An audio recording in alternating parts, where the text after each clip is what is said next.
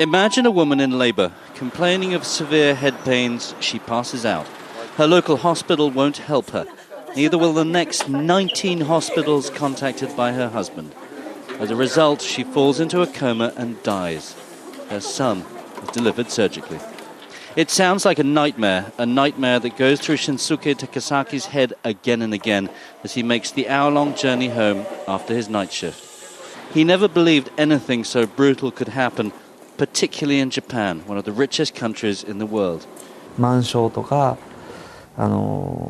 Whether it was full hospital beds or whatever other reason, I want the doctors to understand the importance of just one life.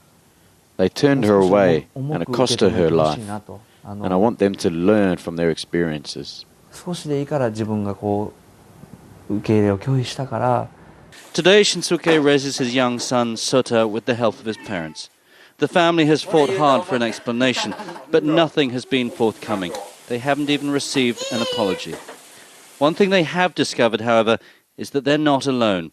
Statistics indicate more than 1,000 pregnant women a year are being rejected by hospitals in Japan, something the family are trying to change.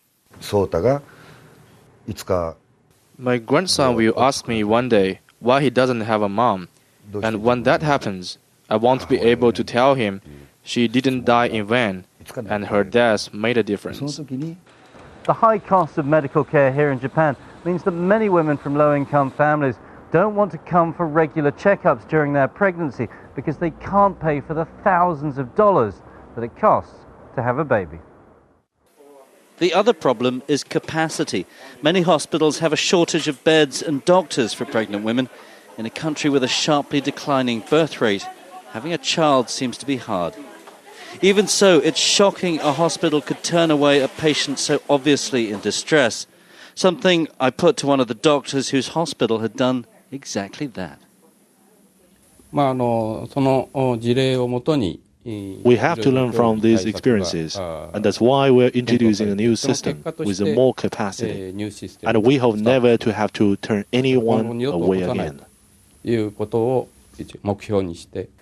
7 months pregnant, AKEMI ONISHI was turned away from 31 hospitals after she started to hemorrhage.